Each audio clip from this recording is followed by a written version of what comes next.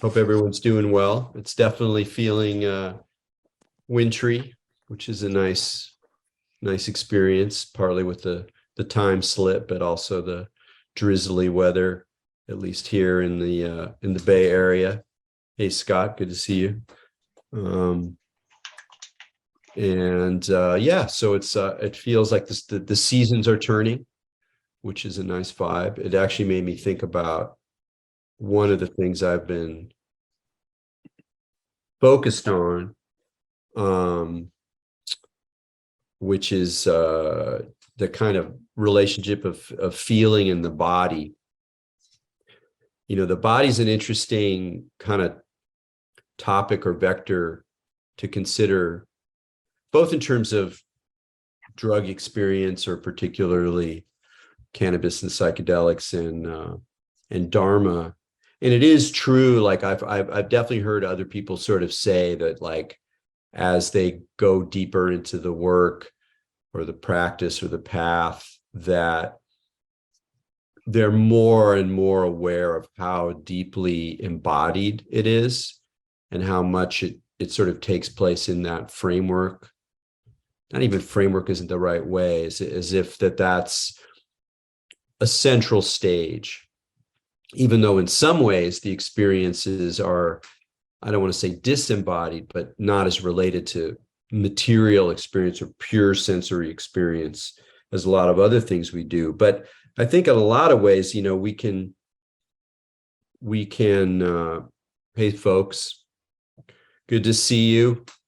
Just starting to riff here on already on the body. I usually wait a couple of minutes for folks to come in, but I just started talking about the body. And I remember this was a very interesting experience. I wrote a piece back. It was the first piece I wrote about drugs. It was for the Village Voice, and it was like 1991, maybe two. So it's pretty early, you know, and outside of High Times, people didn't write about drugs, even in the kind of countercultural hipster press, very much at all. And I wrote about being a teenage stoner and psychedelic user in a piece called Teenage Head, which is in some way one of my favorite pieces I wrote. It got a lot of nice response over the years. And there was a guy at the Village Voice, this theater dude he said, yeah, I loved your piece. It was great. You know, I had a similar kind of adolescence. But the one thing you didn't really write about is you didn't really write about the body. And he was queer, and he was like very kind of erotic character, you know, very sort of gushy and stuff. And at the time I thought, well, what do you mean? I'm like taking drugs. It's all about the body. And then I thought about what he meant, and I was like, yeah, actually, I could see what you mean. In a way, it was sort of about like the otherworldly, or, you know, even the weird, although there's definitely an embodied dimension to the weird, even to a point of kind of body horror. And then in retrospect, when I look just at my meditation career, I would say that a lot of the time early on, I was kind of trying to get high or trying to get otherworldly or get into a trance. And while all of those things have an embodied trace, I'm much more interested now in kind of, I don't know, maybe it is a reframing of, rather than looking at thought and emotion as things that are happening in a body, is that there are things that are happening like through and as the body. And I think that's particularly true with emotions or feelings. You know, I had started out today noting the change of seasons, and I know we're all in different places, but I'm assuming that there's some degree of that change wherever you are. Here in the Bay, we're getting our rain, which is really so far drizzle, not too satisfying for a parched place, but nonetheless an indication of a shift in the weather. And of course, there's the changing slant of the light from the sun, and a crispness in the air, even a coldness in the morning. And I always really, I think I've even talked about this here before. I really enjoy in a kind of almost in a kind of moody way, the shift of seasons, because I think it gives you, if you're paying attention and if you're tuning in, I should say, in a certain way, gives you a wonderful example of how emotions and sort of selves and bodily experience all kind of congeal, because it's like suddenly things feel different. And what is that feeling? What is the feeling of fall to you? And it's going to be very personal. It's not just like, oh, it's getting colder and the days are shorter, and maybe you have associations, but even those associations are very much about your own experience. So I think that, like, tuning into the seasons, just as like tuning into places, when you're going into new environments, when you're going into the wilderness, when you're going through some part of the city you've never been in before, or some, derelict back lot, or whatever the kind of environments you're in, is a really wonderful time to kind of tune in, not just to what you see, but how it makes you feel. What is specific about that place? It's probably almost unnameable. It's a quality and a vibe. And then how much that quality and that vibe has to do with the body, particularly, again, talking about the shift of seasons, where a lot of what you're registering is embodied, like the slant of the sun.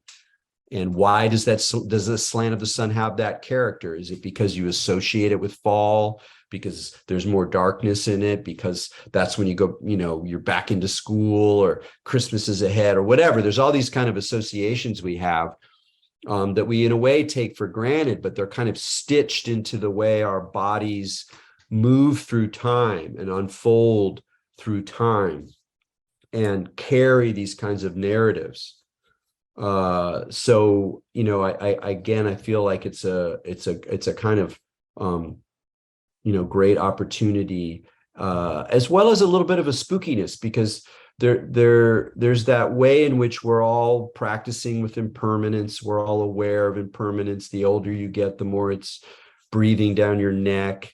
We study it as Buddhists. We notice it as psychedelic users or trippers who move in and out of metabolic states. And so it's very clear that whatever is happening, it's transient. And yet, it's just remarkable how much we find ourselves, we sort of make a nest even in our ideas of impermanence. And so the opportunity to really ride it, or to unfold within it, which is something that, again, I feel like the seasons provide, with that first day that you feel or sense that there's a shift, there's a really palpable but very deep really ultimately kind of cosmic sense of impermanence. And I think it's really a great idea from both a dharmic and a Dharmanaut perspective, to cultivate the sense of the cosmic in ordinary life. And I don't just mean the cosmic like the huge scale of the cosmos. It's more like the way you are on a ball turning through space, unless you're a flat earther, and that ball is in relation with other cosmic entities that are part of what's happening. So we were talking a moment before about, oh, well, now there's the rain, so now the mushrooms are coming. So if you like to go out and see what's popping up, including psychoactive friends and allies and tricksters, now's the time. But of course, that slant in the light that you don't even really notice, it took me a long time growing up to realize why the light seemed different in the fall, that it was actually the sun was in a different place in the sky and it was coming at me at a different angle, and that angle had different qualities to it, a different kind of affect to it, the way that late afternoon light feels different than morning light. And there's all these sort of cosmic traces that surround us all the time. And in fact, because because they ride the weather and they ride time. Time and the weather are ways to kind of, again, feel into that larger cosmic frame. Here's an example that's a little more sciencey. One of the nice things about living up where I get to go sometimes on the coast, the North Coast, is there's not a lot of light pollution, so the stars are really great. And when there's meteor showers, it's like really fun. And I was reading something about, when's the good time to catch the meteor shower? There was one in mid-October, and it said, well, it's better in the early morning hours. And I was like, okay, why? And I just sort of had some vague idea that the Earth's spinning and maybe the shower's coming from a certain direction, but it's so much cooler than that. Does anybody know why early morning hours are better for meteor showers? Okay, so remember, we're on a ball hurtling through space, and the sun is here. We're on a ball hurtling this way. So when it's sunset, the ball is turned away. We're here on my finger, and we're turning this way. So at sunset is when we're at the back of the ball hurtling through space. So as that ball is hurtling through space, it's going through meteor showers. You got to wait till you get towards the front of the ball to get more of the action, because you're riding the front of it. And the whole way, I mean, that just blew my mind. It was like, oh my God, I never really grokked that. I never really put it all together, even though I know all the pieces of it. Not just that, you get more to the front of the ball and then you get more meteor action, but also even more about what is so strange about the sunset. So marvelous, so magical, and yet melancholic or awe. There's the sense of passage in a way that's so different than dawn. And it's not just that the day is ending, it's that you're at the back. You're hidden, you're tucked back there. And then you sort of crawl through the night like the boat of Ra, going through the darkness to come up again in the dawn. And it's remarkable. And there's something about the way that, like, feeling into those cosmic behaviors is a really like an amazing sort of allegory for a certain way in which spiritual growth, whatever you want to call it, the evolution of mind, a conscious life, involves recognizing your material conditions and at the same time experiencing them as a kind of romance, a kind of poem, a kind of a sort of form of love and experience, as well as the fact that the mundane local conditions of your own experience in your own body really are constantly radiated by cosmic energies and cosmic relationships, thereby becoming a material or cosmic expression or manifestation of the way in which we are both our particular selves going through our particular lives and part of the absolute. So on that metaphysical level, the absolute isn't like somewhere else. The absolute is this table, it's this tea, it's the frustration I had today with the technology or whatever. And you can kind of, in a way, experience a material allegory of that relationship of the absolute and the relative, or your particular relative, by recognizing and embracing the kind of cosmic dimension of where you are. So like some people always know what phase the moon is in. And when the moon's up, they're like, okay, it's coming this way, and da-da-da, when's the full moon going to be there? And that's one that we have more of a relationship with. And of course, the sun. And, I'm sure you've all had this thought, but it really does strike a note of weird synchronicity that the relative size of the moon is so close to the relative size of the sun. I mean, if you were going to, again, tell a poem about humanity's cosmic condition, you could do no better than that. That this tiny little speck in comparison to the actual size of the sun, from our perspective, is almost the same. So much so that you can have the beauty of an eclipse, which is in a way the most extraordinary manifestation of this thing I'm talking about, where the movements of the heavens can produce a kind of experience that is profoundly spiritual or transcendental or trancy or bizarre, in a very visceral way, because you feel it in the body. I'm curious how many people have seen a full solar eclipse. Yeah.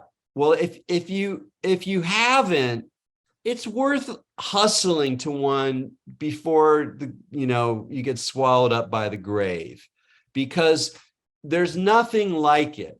And part of what was remarkable, and there's a number of remarkable things about it. I was at a festival, so there were a lot of people around.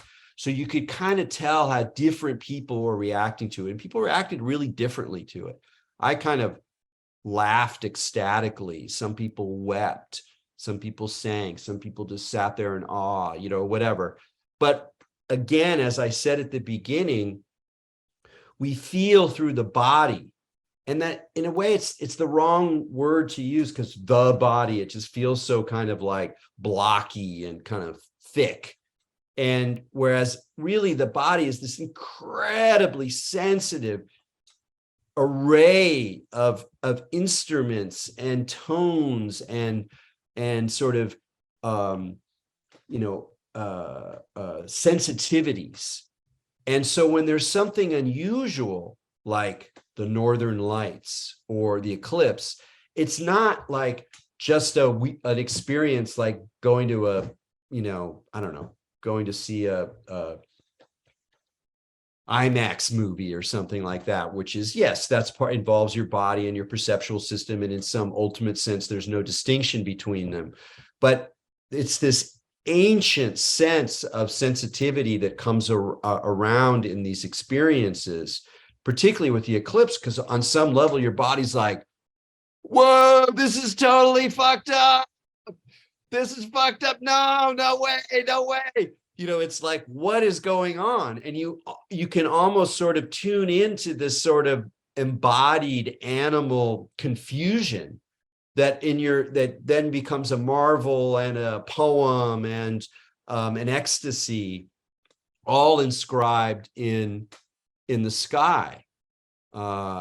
It reminds me as well as one of the better parties I've ever been to, which was a really crude psytrance party that happened in an ancient Indian town called Hampi in Karnataka. And Hampi was a 15th century Hindu city. It was actually one of the largest Hindu cities that was then destroyed by the incoming Mongols, who set up the Mughal Empire. So it's kind of like the last flourishing of like Hindu civilization. So there's all these ruined Hindu temples and these huge rocks, kind of like down in like northern Mexico, just like mountains made of huge boulders, very exotic landscape. And these crazy German crew like dragged out this gear into the middle of nowhere and just set up this sound system.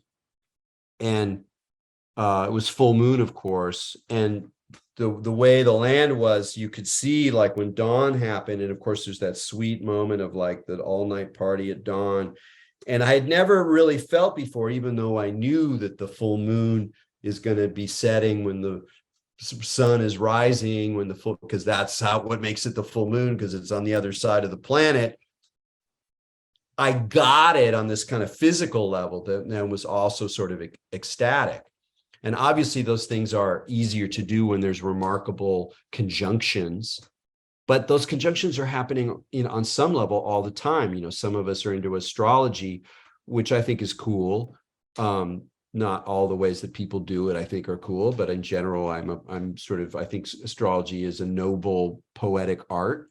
But one of the things I like about it the most is that then the people follow the sky and they know where, oh, there's a conjunction of Jupiter and Saturn, or Jupiter's really close or really bright right now, or Mercury's in retrograde or Mars is in retrograde. And that's, again, it just sort of invites the body into this kind of cosmic relationship, which is the kind of thing you see, it's the kind of thing you tune into on psychedelics really clearly, where the boundary between your normal sense of reality and your normal sense of identity melts, and there's this kind of sense of oneness. But oneness, I don't know, my experience doesn't usually happen like just one big wave of oneness. It's more like this immense complexity that you're woven into. And that note of the cosmic, I think, is a really beautiful thing to cultivate, because you can cultivate it not as a believer. We are in the cosmos. We have cosmic experiences. We are radiated with cosmic energies. We're surrounded by cosmic bodies. That is just, we're on a cosmic body. That's just reality. So you don't need anything else to ride on that. And even if it's kind of meaningless from some perspective, like some kind of who knows what set it in motion, and space is frightening and cold and immense and overwhelmingly bizarre and incomprehensible, so not necessarily the comfiest feeling. Nonetheless, I think it really has a lot to do with, I think, what some of us really look for in otherworldly experience is actually not going to another plane of existence or entering into some enchanted otherworld, so much as a larger stage to experience the frame of the world that we're on, the one that we're experiencing right now. So I think it's I encourage folks to tune into the skies, try to get out of the city once in a while and let yourself absorb the heavens. I mentioned synchronicity, and I must share this synchronicity only because it's not particularly profound, but it was a really good concrete example of a synchronicity. So I'm sitting there, and Greg and I were about to go see Moon Duo, and I had an extra ticket. And my friend Not Human came up, and Not Human, who has a funny name, is a great character, San Francisco 60s performance artist, electronic technology artist, musician, scene maker, producer.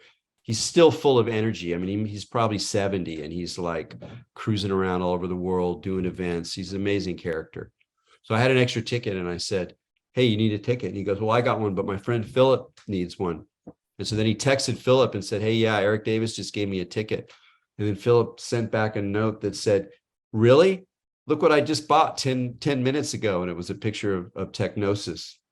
And we were all like laughing, because it was so like, I mean, it didn't mean anything, but it was so like clear. And what was really fun about it, which actually kind of relates to this cosmic thing in a way, is there wasn't like a clear meaning to it. Like it meant that I had some relationship to Philip, or that Philip was, it didn't matter.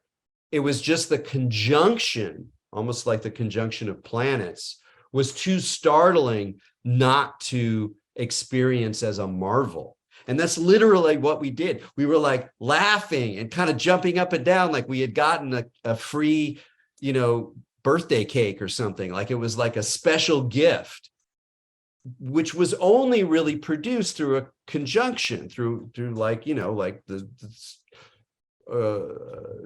cosmic bodies are crossing, and they're crossing in a way that just makes you pay more attention to the way in which they're interacting. Something about time, something about, synchrony and how synchrony operates. And part of the pleasure of it is this sense of a larger, interactive, complex system that has within it these resonances and overlaps and kind of wink, wink suggestions about deeper orders of connection, and cultivating that sense, which, in the psychedelic state comes on with full ferocity, but cultivating that sense in your own kind of individual life through the weather, through the time of day, through the heavens, even just the basic things that you can see in the city, the basic stars, basic sense of where planets are moving around, is a real marvel, and a way to kind of guide and weave yourself when we feel so disconnected so often, so alienated so often, weaving yourself into the life of the earth and its relationship to the, it's like we talk about the earth, and really we're just kind of swimming in this little tiny skin of air, and then that's it. There it is, the cosmos. It's actually kind of frighteningly available to us all the time. We're so vulnerable to it, and yet we so easily kind of put a cage around our head, with our day and what we have to do, and the structure of the city around us or the houses around us, and right there are these rhythms of time, and I'm sure some of you are deeply embedded in yours. If you garden, if you are a birder, whatever, you know that there are these kinds of rhythms. But for some of us, for me example, it took me a long time to figure out a way to kind of tune in to that stuff, and it's really only been more recently in my life that I've kind of paid more attention to that gift, that kind of naturalist, visionary wonder that I believe is available even in the lame suburbs, or the grotty cracks of the city. There are those reflections, those moments. It's like the way that sunset, the crepuscular light of dusk, can paint anything into a marvel, anything into a dream.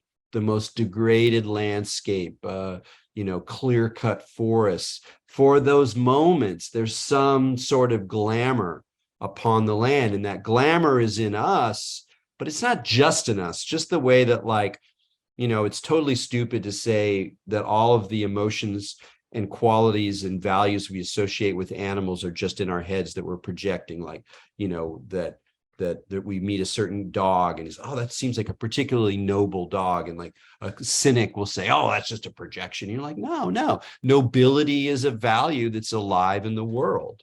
And similarly, the magic of dusk is a value that's alive, I believe, in the world. And one proof of that is that it never gets old. We're going to be hopefully super old farts one day, looking at not even a glorious sunset. Let's just say an average sunset, but still charmed, moved, opened. And we've seen thousands of these things, and they kind of do not the same thing, because they're always a little different, but the same general thing. And yet the magic just kind of keeps on coming. And I think there's something really significant in that the magic keeps on coming, that you tune into the magic of nature, even just the signs that you have living in the city or the suburbs or whatever, tune into that, and it just keeps giving. It's something about our birthright, or something about who we are in a more, in a less human frame, in a more animal frame, or a more transpersonal frame.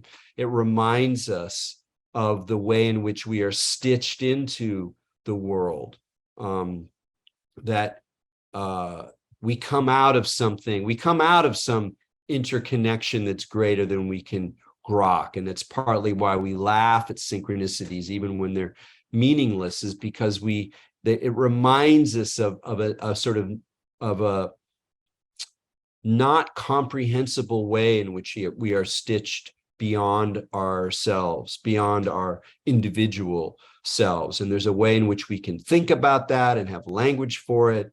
And there's also a way in which we just can experience it or even laugh with it. So those are the kind of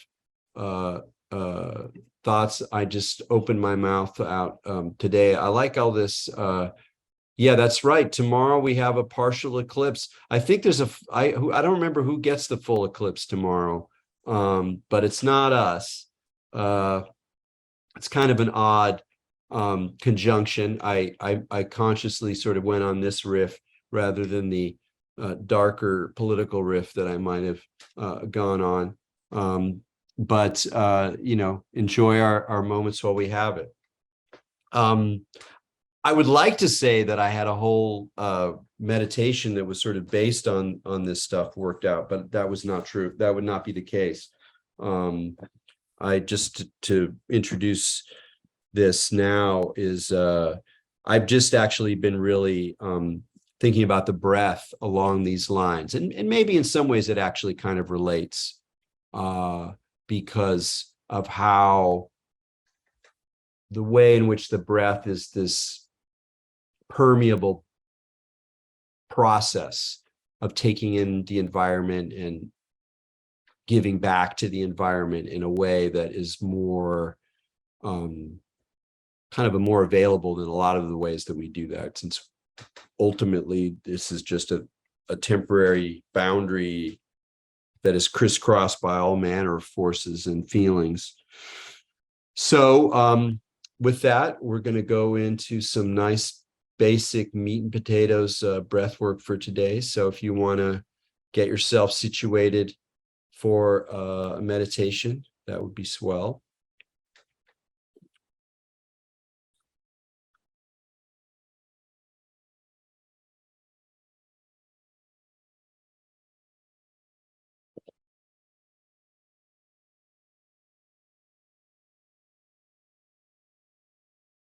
As always, settle into the body.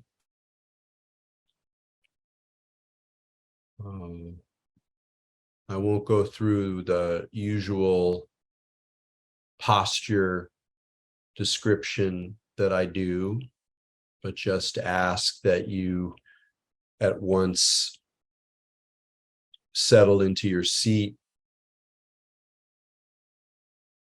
appreciate the quality of contact, the sense of weight, and simultaneously a kind of a quality of uprightness, a sort of brightness in your spine, a crisp openness to your shoulders, the tilt of your head.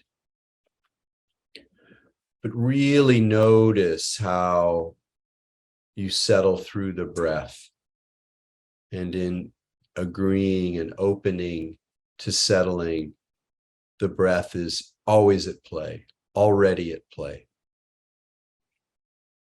So just spend a few moments without doing anything, making anything happen.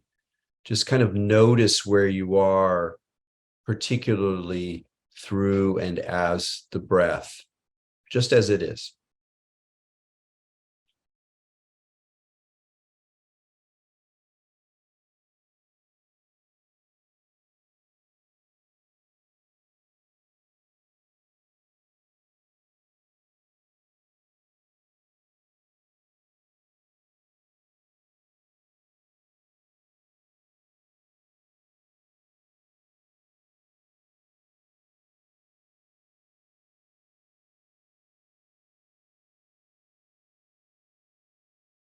Draw your attention to your nose, and of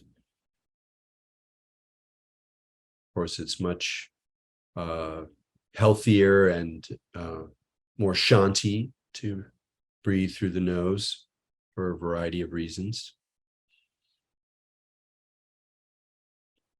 And draw your attention to the feelings around the nostrils as the air comes in and out, or really more subtly, the way in which the feeling that you have, the sensation around your nose, is related to something that is there but isn't quite there.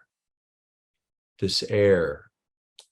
Do you feel the air, or are you just feeling your nose? Just sit with the sensation and the sense that the sensation opens into something larger.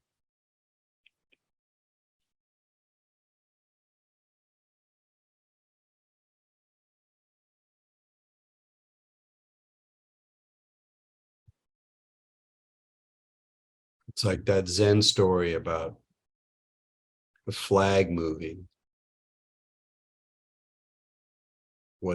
What's moving? Is the wind moving, or the flag moving, or the mind moving? Even this simple sensation, particularly on the inhale, because with the exhale, you feel a little bit the weight and the humidity of the breath. But on the inhale, there's a sharpness, but also a mystery. What's coming in? Am I feeling it all?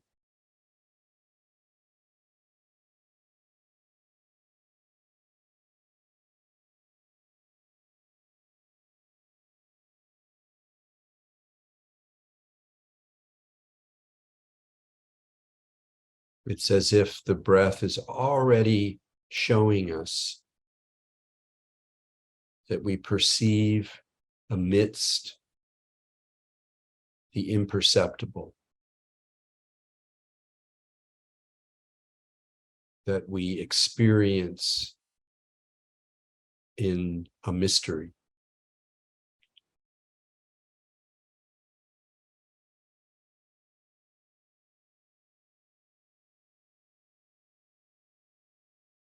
As always, the exhale is a wonderful opportunity to continue to relax. If you have agitated thoughts, aches and pains, restlessness, obnoxious neighbors making noise, you can allow all that to flow through and flow out as the exhale settles the body.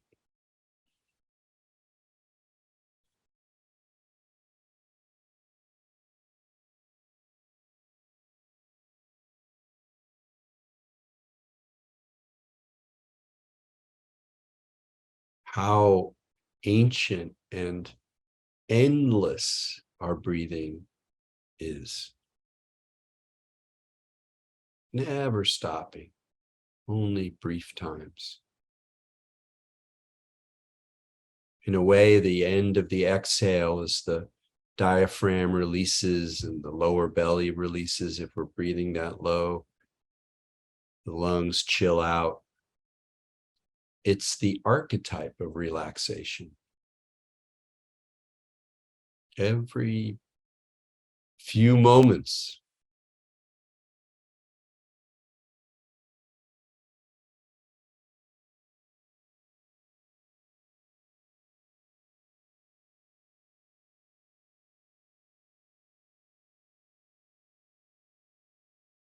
notice, if you will, the difference of the quality of the in-breath and the out-breath at the nose.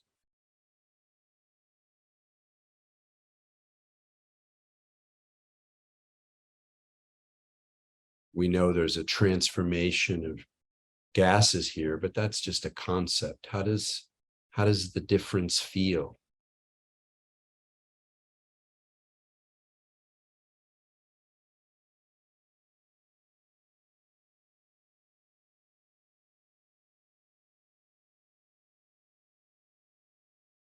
Sunrise, sunset, waxing moon, waning moon,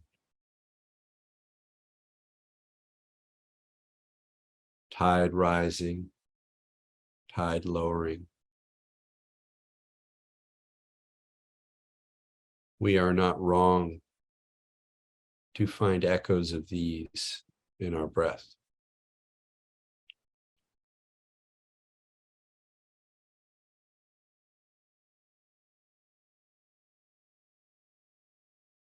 The breath is already cosmic.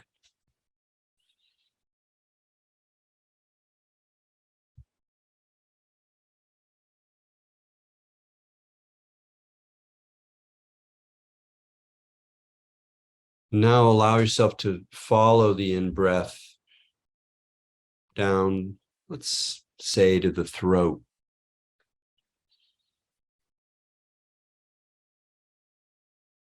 Almost the sense of opening, the sense of passage.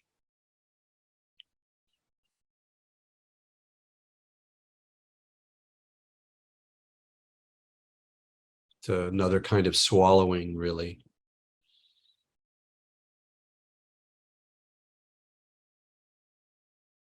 How intimate it is, breathing.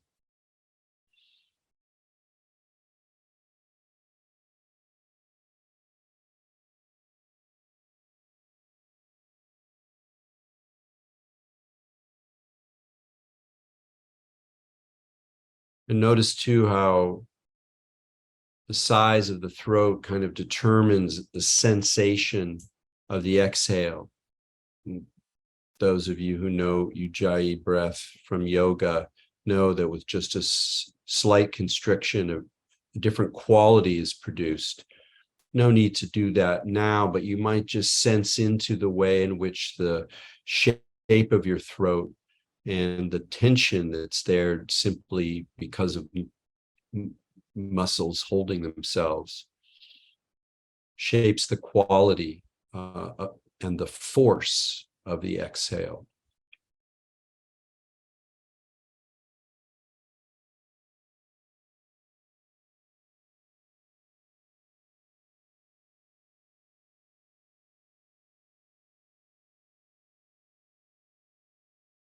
In breathing this way, we are often encouraged to slow down our exhale in particular. There's good physiological reasons for this. But how do we do it? One way is to constrict the throat, which has the advantage of that's the only thing you need to do, and everything else you can relax. So all you're doing is slightly constricting your throat, and things are just going at the rate they can go.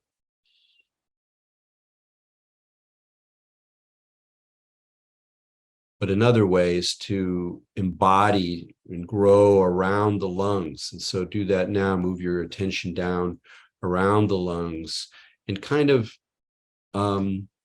introduce a little bit of intentionality, particularly to the exhale.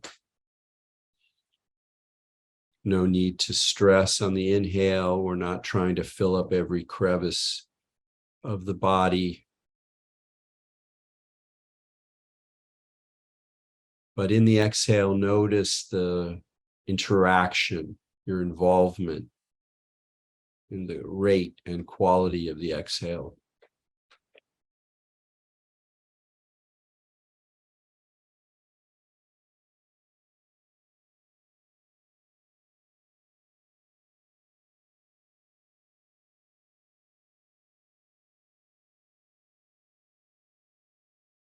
But note that once a little bit of consciousness is thrown into the slowing of the breath, it settles in very nicely on its own, and usually very little meddling is required.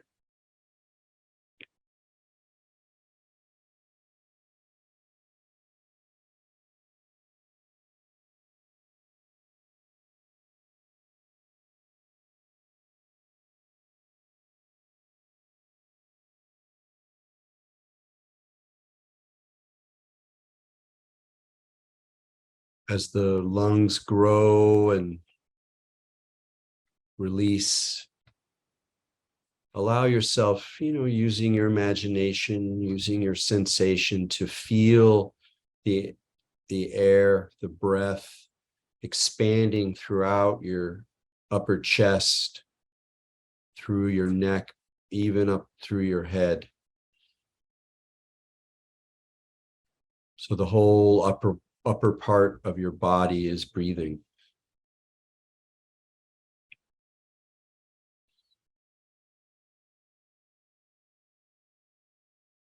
Don't worry that it's not actually happening. It nonetheless enlivens, and again, on the exhale, allows you to release even subtler forms of stress, of worry, of holding.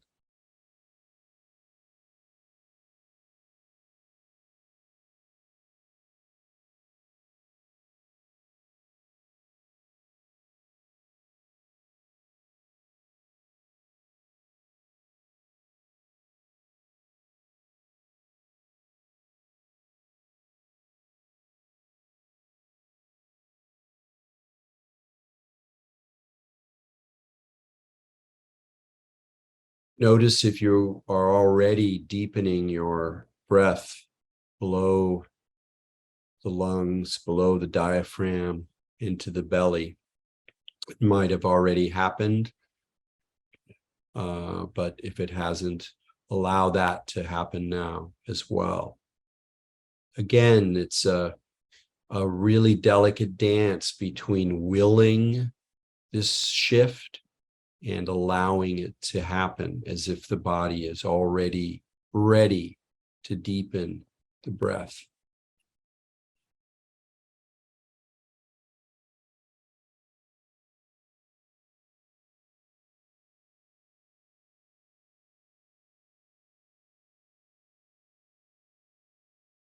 So welcome the breath into the belly. Again, not forcing anything, but allowing it to fill and release.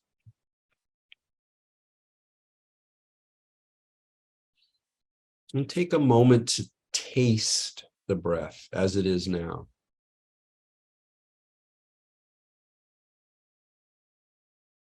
How does it feel? What does it bring up? Sweet, gentle, alive.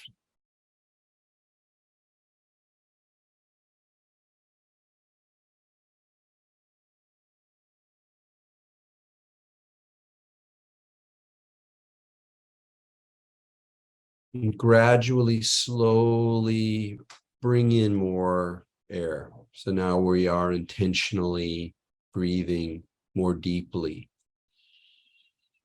expanding the chest or the belly, whatever feels natural. Sometimes the chest and the belly don't always expand at the same rate, but really drawing the air through the belly, allowing it to move up and down.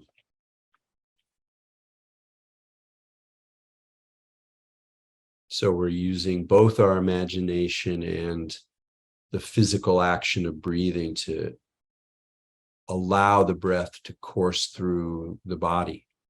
If it doesn't get down to your little toes, that's okay, but give it a shot. See what happens if you invite your whole body to breathe.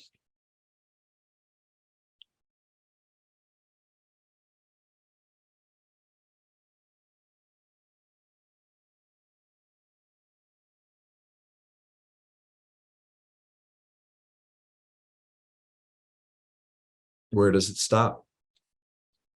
Does it stop?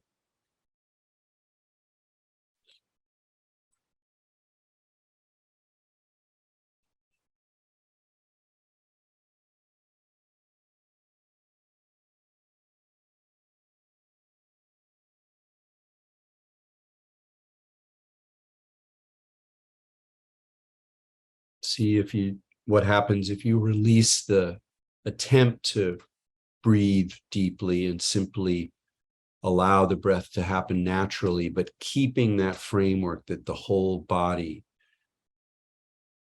inside of the skull, the neck, the arms, even the fingers and toes are breathing.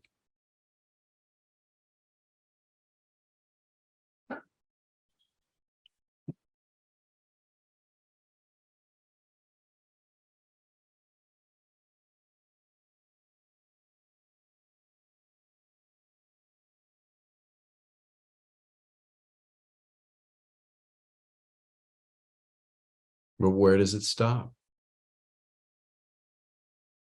Are you aware of your skin as some kind of boundary that holds the breath? Or is it rather that the skin too seems to have dissolved as the breath fills space, or at least some local zone of space?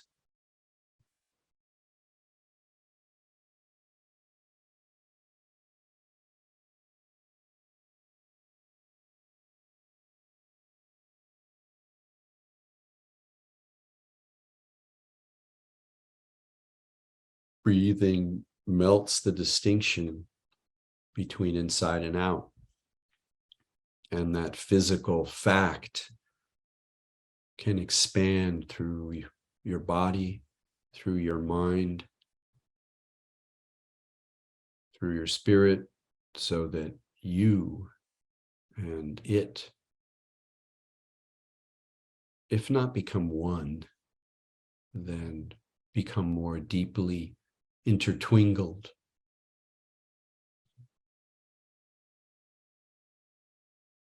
So rest in that boundary dissolution for a few moments.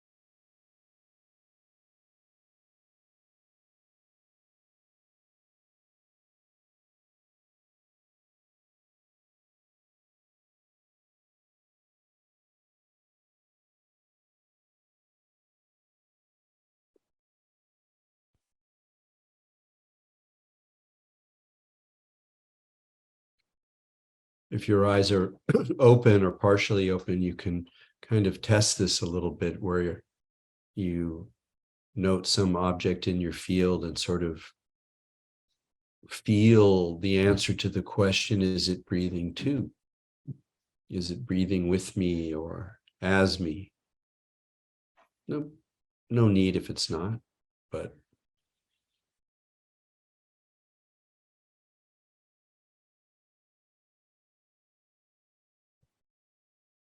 the sense of the world dissolving along with the boundaries around your body is a way to invite that deeper sense of intimacy.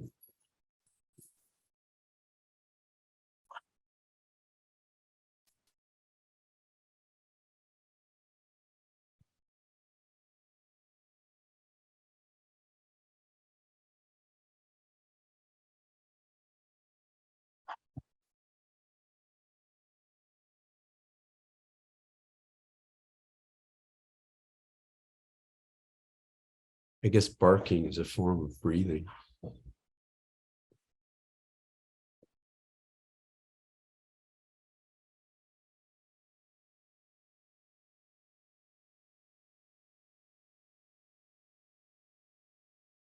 Notice as well that just as the breath moves inside and outside, following the rhythms of the sun, the moon, the stars, that it contains within it a pause. You may have well noticed this already and rested in it. But just as the inner and outer movements of the breath resonate on deeper levels, so too does this pause at the end of the exhale, this moment of stasis, and sometimes many moments. The more relaxed one becomes, the more one can invite a longer and longer pause. So do that now. See what without forcing anything, comfortably comes as you allow that exhale to release and then ride the pause. How does time reveal itself in that pause? How does your spirit shift slightly before the inhale begins? What is the quality there? Perhaps liminal, perhaps like the shift of seasons, at this microscopic, momentary level.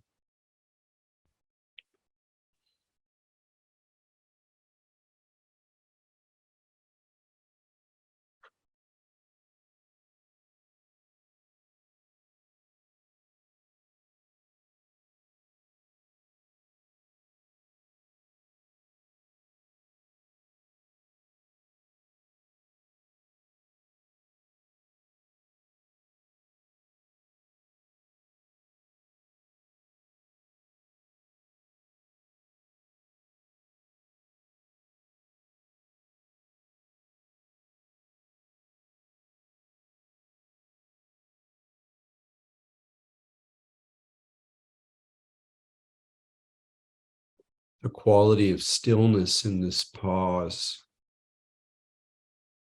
can become the center of the meditation. Oh, let go of any following of breath or tracking or tasting.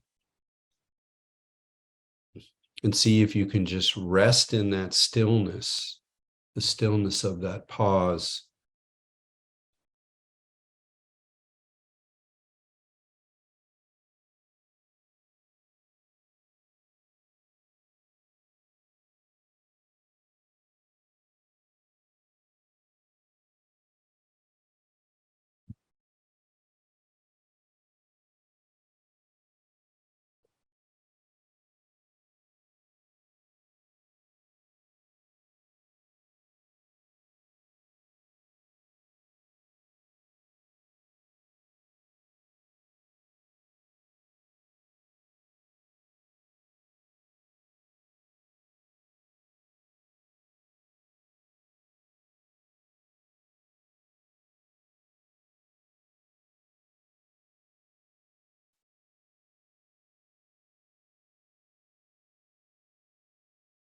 Notice that the quality of awakeness in that stillness, that kind of presence,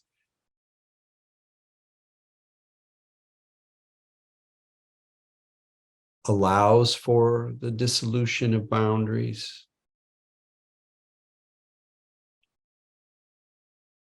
is not itself dissolved.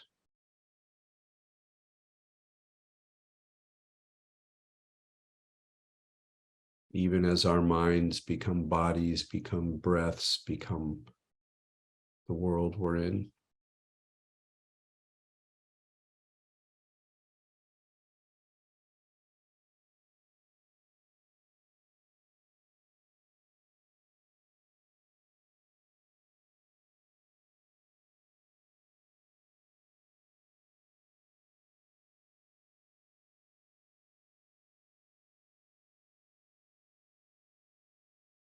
Just rest.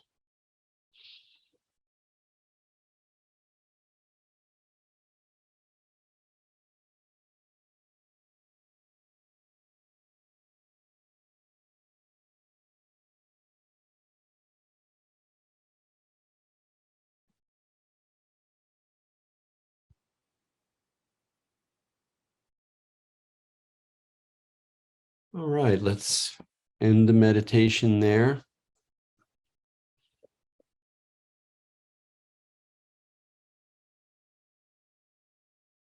Tune back in the sensory experience. I'm not sure if you got to hear that dog barking there. I thought that was kind of an amusing commentary on our breath work, some canine breath work.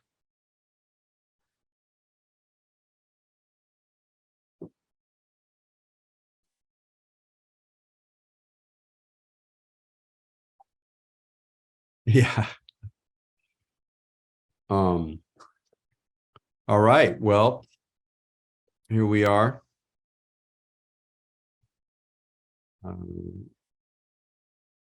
I hope that was fun. I've spent a lot of time with breath over the years, both I mentioned earlier how I think I spent a lot of my early meditation career, not the very beginning, but once I kind of settled in, it was probably a good 4 or 5 years where I really just concentrated on the breath, particularly in the lower belly, and